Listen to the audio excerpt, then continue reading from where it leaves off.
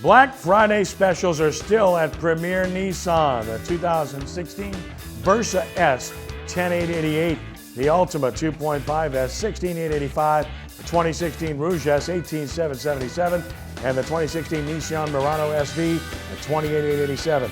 This holiday season, be sure to stop by Premier Nissan of Metairie and go rogue with Premier Nissan's 2017 Go Rogue year-end event. What are you waiting for? Models in all colors and always a wonderful selection on trims and programs like none other. Visit PremierNissan.net today or stop by and experience a test drive of your favorite Nissan model.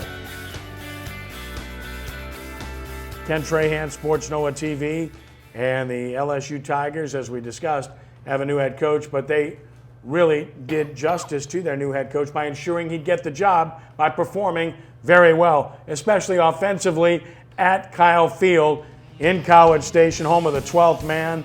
And it seemed like LSU had 12 players on the field offensively in this game because A&M couldn't stop them doing anything they did. Darius Geis, a record-setting performance, broke Leonard Fournette's single-game rushing record with a tremendous performance in this game.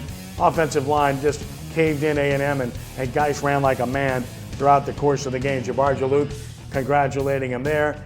A&M making plays offensively too, and you got to give credit to Trevor Knight, who played hurt and did a really good job for the Aggies, Brian. Yeah, he wasn't even supposed to come back this season. He put up a good effort, there's no doubt about it. But LSU just dominated. And Kenny, this is what you're talking about. Look at this. Look at the defense and what they've done. You know, Dave Aranda, and we just found out, we just learned that he has signed on for 3 more years, so that's a great get. He's got that defense playing at fever pitch. That's a perfect throw by Etling to Malachi Dupree of John Curtis, Ricky, and then look at that blocking, Rick. You got to love it. Yeah, man, and once the running back get the hole, man, he got great speed, and that's why he broke the record yesterday. He's so much faster than the DBs when he got in the open. And then Orgeron getting the treatment from his players afterwards, and he loved it. Most coaches don't. Tigers win 54-39, 622 yards of offense. Are you kidding me? 285 yards rushing for Geis, the school record with 4 touchdowns. And Danny Etling, he was really good. 324 yards and 2 touchdowns passing. Etling's performed well against everybody but the very best defenses this year.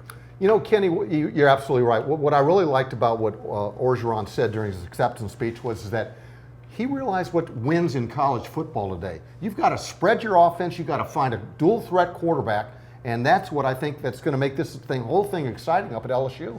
Yeah, I mean, as long as the quarterback take care better, you can look at Alabama's situation. Yeah. I mean, they don't have a great quarterback, but they have a quarterback that don't lose the game, and that's what LSU need. They need a quarterback that won't lose the game when pressure comes. And that's what I like about the young guy at Alabama. He can handle the pressure. Well, Hurts struggled against Auburn for a half. He was shaky and turned the ball over, but then their defense, of course, doesn't give up touchdowns. He came back and played well in the second half. So LSU with the win.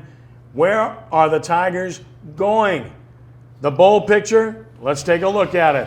For the SEC, here it goes. Of course, the playoff, you know, Alabama's gone there. The All-State Sugar Bowl, would you believe LSU still has a shot? They do. The key is to watch the college football ratings coming out on Tuesday night. If LSU is ahead of Auburn, LSU may be coming to New Orleans. If Auburn is ahead of LSU, well, probably not. The Orange Cotton Bowl, a New Year's Six game, of course, not happening there. Citrus Bowl, they're not going to go there in all likelihood. If LSU doesn't go to the Sugar, in all likelihood, they'll end up in the pool of 6. And the question is, which one would they go to? To me, the most likely ones would be Memphis to the Liberty Bowl, which is a possibility.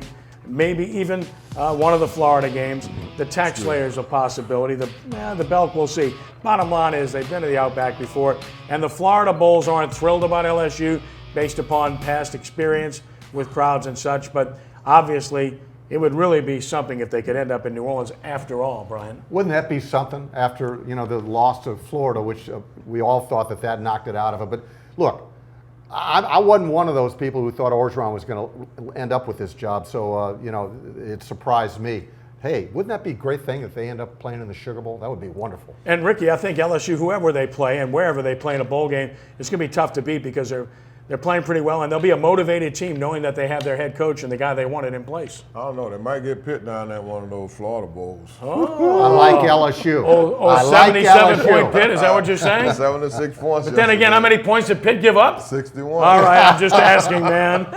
LSU's not giving up 77. They're not giving up 61. No. So there you have it. We've got the matchup. Yep. LSU and Pitt. Let's do it now. Yeah, I know that's Are we right. taking bets now? All right. Guys it's all might good. get 300 yards rushing in that game.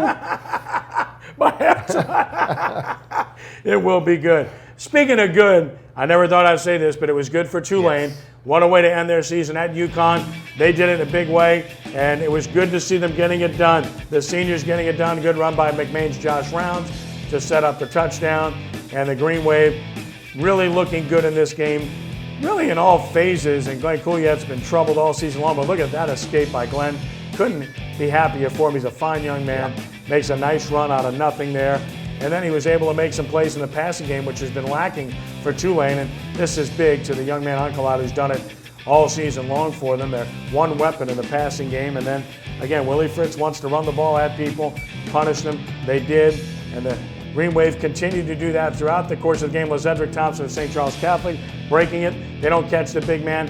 He scores. And the Green Wave blocking a couple of kicks were outstanding in the special teams area. They win their season finale for the first time since 2003, and they win it convincingly, 38-13 over UConn. Thompson over 100 yards rushing. As I mentioned, the block kicks were a big part of this game. Bryant coming up big, Larry Bryant with the block kicks. And obviously, special teams have been a demon against Tulane this year, but this time they were a demon for Tulane. You know what? It was a great way for them to finish. Great tonic. You know, UConn, okay, they hadn't scored points in 3 games or something. It doesn't matter, okay? Tulane goes into the offseason on a high note, and Willie Fritz knows what he needs to do to turn this program around. Offense, offense, offense. And you know what? You're right about Marley and Smart. That defense deserved better this year, but it's a team game, and they didn't have the complete package. Yeah, I mean, he got to get better players. Yes. I mean, that's going to be the bottom line. Get some good freshmen to come in, and he got a freshman class came in last year, but to have another class, he's going to need 1 or 2 more classes to get that team, absolutely. that program right. Absolutely. Well, everybody talks about their struggles offensively and their offensive line struggling, but they did rush for 200 or more yards 7 times this season, 7. So the running game isn't far from where they want it to be. They've got to make their passing game better long term, and if they do that, then obviously they'll be successful. High school football next on Sports NOLA TV.